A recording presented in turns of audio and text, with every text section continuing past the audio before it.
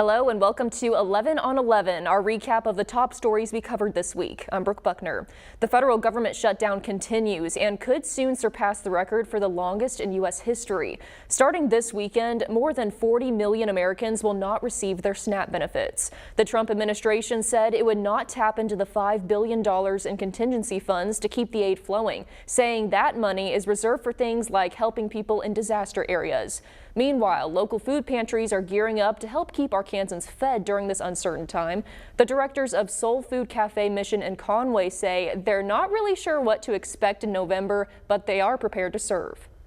You know, it really doesn't matter what political side you line up with. It's the milk of human kindness, and we all need to reach out right now and help people. Arkansas DHS suggests everyone impacted to find a food pantry near you for the short term and continue to check for updates on the DHS website, humanservices.arkansas.gov. The shutdown also hurting some national parks. Staff at the parks are asking for them to close as the government shutdown drags on.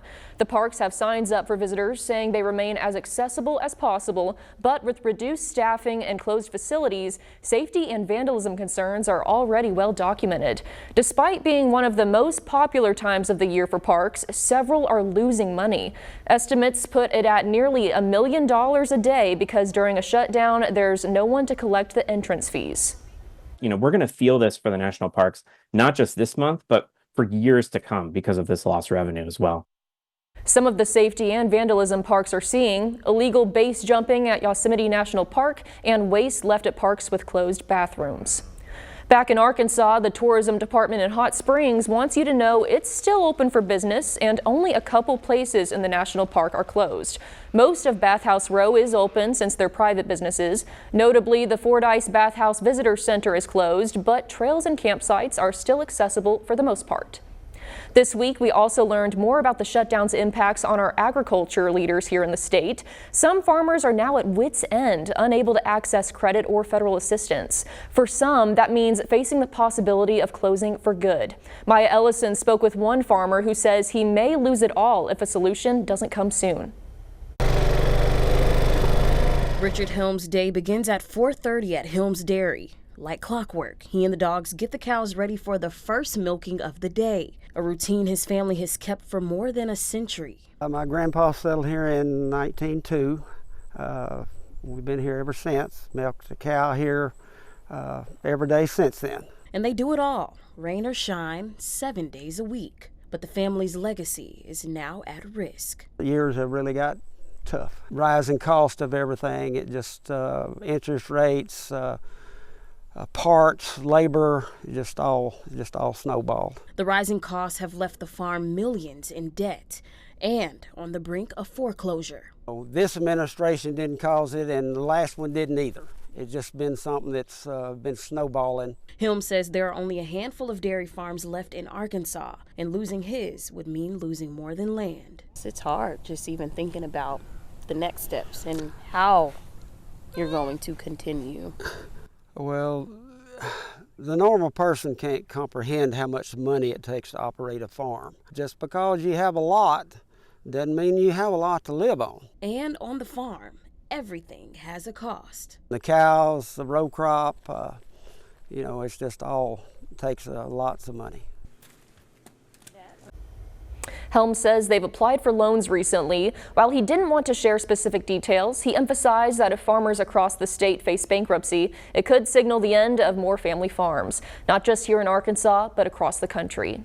We've spent weeks covering a pending childcare crisis in Arkansas. The state saying a loss of federal funds will force them to lower reimbursements to childcare providers starting this weekend. Carter Thweet has followed this story since it began and tells us why a big meeting this week might have changed that.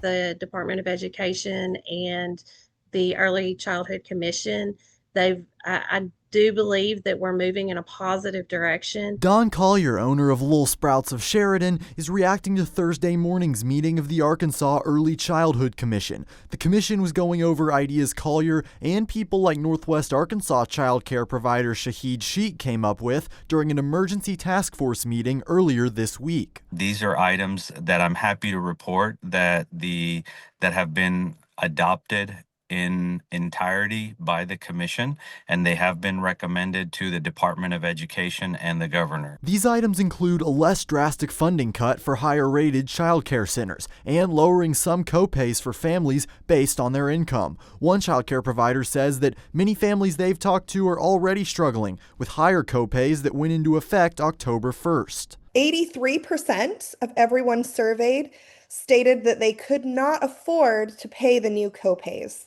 that the new copays were too far out of reach for them. 83%. The commission decided to recommend the new rates to Governor Sanders and Secretary of Education Jacob Oliva, and recommend the lower copays as well, but continue to do more research in that area. The Department of Ed will now have 2 days to decide if they want to make the adjustments before the cuts would go into effect November 1st. We're hopeful, and we're kind of on pins and needles waiting for tomorrow for an actual announcement to come out to if they actually make changes. Our immediate call to action is to urge Governor Sanders and Secretary Oliva to move forward with those proposals as the commission has asked for them to be done. For THV 11 News, I'm Carter Thweet.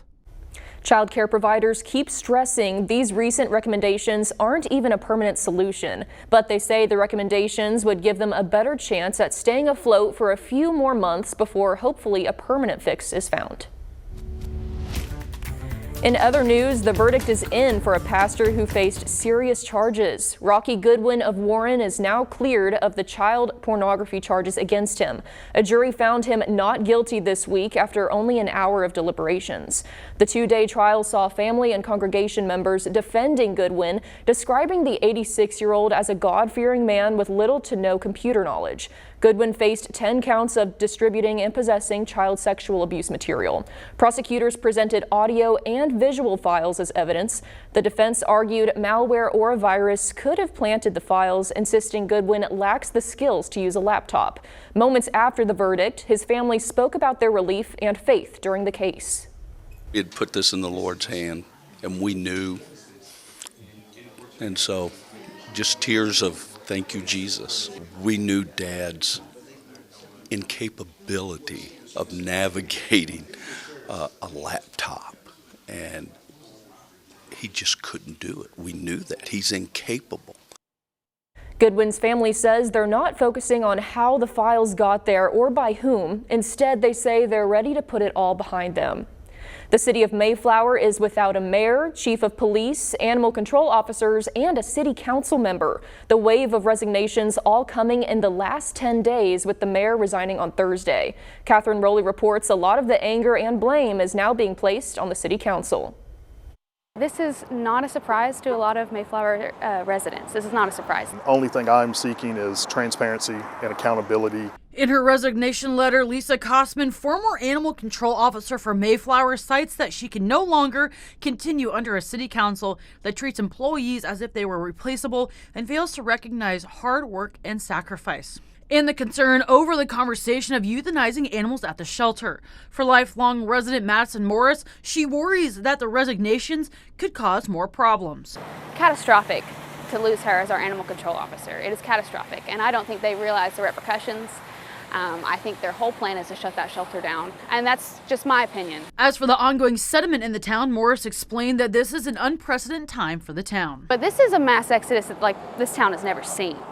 This has never been, I'm very involved in our community. I've grown up here. I have neighbors that I've known since I was little. I've never seen our community so unhappy with the council. I've lived here for about 8 years now. Love the community, love the people, and my personal opinion is the biggest issue is the lack of transparency and the lack of accountability.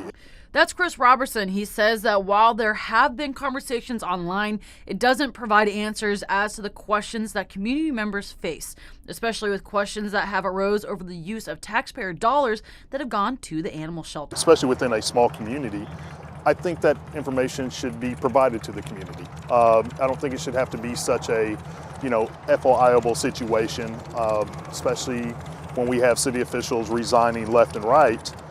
Why isn't the community provided an update, a status of what actually is going on? Going forward, these community members are asking for the city council to share more information with the community. What I want to tell the council is I expect you to do better with my money, and we all do. We will have those full letters from those who have resigned so far on the digital version of the story at thv11.com, as well as a couple remarks from 2 city council members who did respond to requests from comment. We have reached out to the former mayor, animal control, and the chief of police as well, but have not heard back. In studio, Catherine Rowley, THV11 News. A penny shortage is now plaguing the U.S. After the break, how it's impacting businesses and consumers here in Arkansas. If you're hitting the grocery store this weekend, make sure you take a couple of spare pennies. A penny shortage is hitting businesses across the country. Maya Ellison takes a closer look at how people here in Arkansas are already feeling the pinch. Everybody knows the saying, if you pick a penny up off the ground, it's a sign of good luck. Well, nowadays, you might want to hold on to that good fortune a little while longer because the days of the penny might be no more. The last time the U.S. did away with the coin was in the 1800s. A century later, and this time, it's the penny. Production has stopped, and we're fixing to be penniless. Sounds like something out of a movie. Pennies on the brink of extinction. The president, early in his second term, decided that it cost about 3.4 cents, I think, to make a penny today, which is roughly 3.5 times worth more than the penny is worth itself. And so he decided that, as a cost-cutting measure, that the mint should eliminate the penny. CBS News reports that the final order for penny blanks was made in May. And according to AP News, the penny cost the least to produce compared to other coins. Would you ever think that we would be in a time where we would say the penny is no more? No, I didn't. We used to take pennies and put them on railroad tracks and let the train run over them. Not going to be able to do that anymore. It's not worth it anymore to do that. In Arkansas, businesses are already feeling the effect, informing customers that the shortage is real. Did you know that there was a penny shortage? It was more of a shock than anything because their pennies were everyday life. I didn't actually know. I just walked straight in here. I didn't pay attention to the sign on the door. Because of this, receiving exact change may not always be an option. Steve Good says that's creating problems for businesses across the natural state. If the cents is a penny or 2 cents, or if it's a 6 or a 7, they're rounding down to the dime or to the nearest nickel. And then if it's 3 and 4, they're rounding up. While the 232-year-old coin won't be produced anymore, that doesn't mean it's disappearing completely. Keeping a little change in your pocket could go a long way, and after all, every penny still counts. Clean out your cup holder in your car, clean out your change coin place that you have at the end of the day. Get all those things, get those pennies back in circulation, and let's be able to keep giving exact change for a little bit longer if we can. In Little Rock, Maya Ellison, THV 11 News.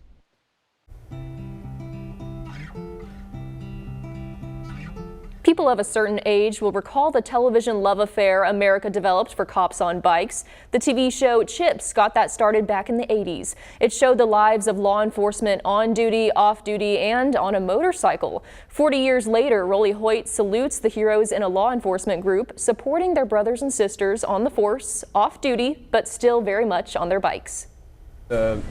Stipulations from the club, you have to have arresting powers and have a motorcycle. Oh, yeah. You can be in our club. Bikers, barbecue, and badges. That's how the 4th Arkansas chapter of the Blue Knights rolls into lunch in Jefferson County. We do fundraisers for our community. We raise money for different organizations. We are a nonprofit organization, and I spoke to our treasurer last night, and she said in about the last year and a half, we've raised $40,000 and given away $30,000 of that. That's Dusty Summers, vice president of the motorcycle group, describing what the Blue Knights are. We caught up with him and some other members at Wright's Ranch House in Whitehall. They meet once a month and ride whenever they can, sometimes to raise money, sometimes to raise members' spirits, and often both at the same time. We have, me and my wife and our 2 daughters have started a foundation for mental awareness for officers and their families. That's Richard Wingard, the former police chief in Whitehall. His son Terry followed in his footsteps, but died by suicide a year and a half ago. Thus, the emphasis on raising mental awareness for men and women in blue and khaki. Back when I started, 46 years ago now, you didn't talk about, oh man, that kind of shook me up or whatever. But they said, well, if you can't handle it, we don't need you. But over time has evolved. And so Dusty, Terry's best friend, and Terry's mom and dad teamed up to stage a ride in Terry's honor. The city of Pine Bluff, the city of Whitehall, just fell in, and I mean, people donated and gave stuff, and it was a great success. We had about about 80 bikes. I think we had 90 registered members, or registered bikes in the ride. And about 12 cars. We invited anybody. If you want to drive something, you can drive it. That's a great starting line for the eventual Terry Wingard Foundation. All of them have them moments, and if they need help, that's what this foundation is going to try to do, is pitch in and help the families with any need that they may need. And that's a message the Blue Knights can ride or die with as they raise money for the community and support each other. It's just a brotherhood that we can, call and check on each other and, vent. We're just a kind of a close group, men and women, brothers and sisters in law enforcement. In Whitehall, Rolly Hoyt, THV 11 News. The next big event for the Blue Knights is a holiday toy drive. We have links on how you can get involved or find another chapter here in Arkansas closer to you on thv11.com. Still ahead, it's homecoming weekend at UCA, and for one alum, it's truly a homecoming story. How this local principal went from student to award winner, and why he says the university still shapes his success today. But first, let's eat it up.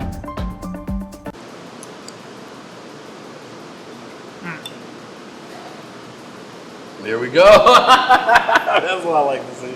I'm back in the bayou. Oh my gosh.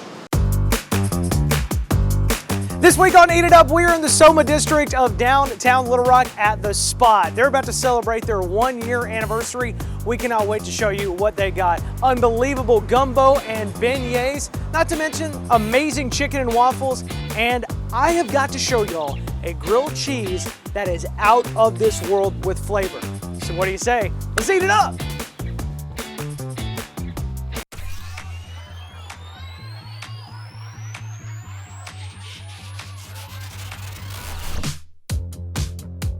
It's been the longest, shortest year of my life. I can't believe we're almost won. The community has really turned out for us and helped support us, and it's been fun. We're excited to get this our first birthday's coming up, and we're excited for many more.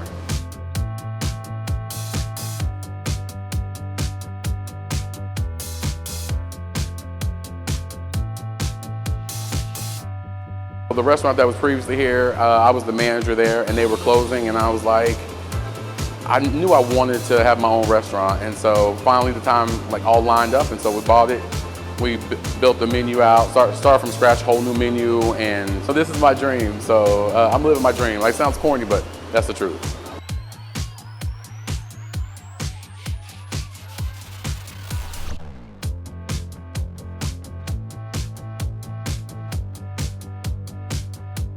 But we get a lot of the nurses, the overnight staff, the factory workers, they come in and have breakfast, so they've really embraced us. We have our gumbo, which is amazing. My mom was Creole, so we have that, and our crawfish egg rolls are our biggest seller. Our Spot Signature Club, which has our chicken tenders, ham, bacon, pepper jack, cheddar, lettuce, tomato, honey mustard. It's a big sandwich, it eats big. Our breakfast grilled cheese is really, and it has a cream cheese filling in, almost like cheesecake, and then strawberries, and it has our house-made strawberry preserves, and I make those with my daughter, Jules, so yeah, it's a full family affair here for everything. This is our breakfast grilled cheese right here. What goes, powdered sugar on the breakfast grilled cheese. Right, so that's our cream cheese filling we made in-house, our strawberry preserves, which me and my daughter Jules make, and then fresh strawberries. Came into my head. I had to lean back. I just had to lean back. I always do a little syrup on the chicken and waffles. Oh yeah. And this is how you know your day is going to be absolutely amazing, when you just go, you know what? Sugar on the chicken, and I love chicken and waffles. Our wings is where it's at. Oh, I love it. The breading on that too. Yeah. That's perfect. Right. Oh, here we go. Our amazing our signature sandwich. Club, yeah. Signature club. Yeah. Huge club fan. This is the honey mustard you want. Other honey mustards aren't going to be able to handle it. This is the best looking gumbo there we go. in Little Rock. There's the first step. That's the first step. Oh, I'm so excited too. Something about us Southerners, we just got to have it. That's the best gumbo I've had in Little Rock. Cheers, sir. Cheers. Thank you so much. And that's the raspberry jam that house made me and my daughter make that.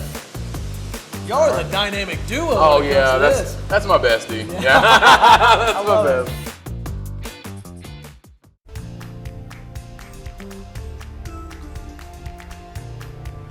It's homecoming weekend at the University of Central Arkansas, a time to celebrate Bear Pride and recognize alumni making a difference beyond campus. Journey Taylor introduces us to one of this year's honorees, a young educator and performer who says his success all started at UCA. For Dr. Nicholas Farr, coming back to the University of Central Arkansas is more than a visit. It just feels like home. I have a daughter here now. She is a freshman at UCA, so it all came full circle. The 36-year-old Maumelle High School principal and choral director is this year's recipient of UCA's Young Alumni Award, recognizing his leadership, talent, and service to students across Arkansas. I don't even feel like I've reached my peak yet. I feel like I have a lot of learning to do, a lot of growth to do, and a lot more work to do, and to see that in this short amount of time a lot has been done and someone has seen that in me, I'm humbled. Farr says it all started with a full-ride scholarship to UCA, where he discovered his passion for teaching and music. Started my career as a music teacher, compliments of UCA, and I started in Little Rock School District, and then I went back home to Sylvan Hills, where I'm an alum, and I taught for a year, and then I went into administration. From the classroom to the stage, Farr continues to shine as both an educator and performer. I'll be at Carnegie Hall in New York directing Farr's Requiem. It'll be my Carnegie debut as a director. I've performed there, but looking forward to that. Yeah. That's a big deal. He calls himself a barytenor, a blend of baritone and tenor, and says UCA helped him find that voice both literally and figuratively. From Teacher of the Year to State Choral Director of the Year, active member of Alpha Phi Alpha Fraternity Incorporated, Farr says he's still learning and growing every day and still has aspirations to become a superintendent and a big screen actor. From 11 to 6 every day, I get decent amount of hours of sleep, and I'm back up and I'm right at it again. I don't know where that energy comes from. It's just here, and as long as I got it, I'm going to use it. With his passion for education, music, and community, Farr says the success he's found is rooted in one simple lesson learned right here at UCA. If you go here, you can go anywhere, and to be able to see where I've gone in such a short amount of time, and all of that stems from my learning and my growth right here at UCA. His journey is far from over, and he leaves this one message with up-and-coming generations. 95% of the success you'll get is just by being there. Being there, being in tune with what's going on, and giving your best. That is it for the 11 on 11. Be sure to join us next time as we wrap up another week of news. I'm Brooke Buckner. Thanks for watching.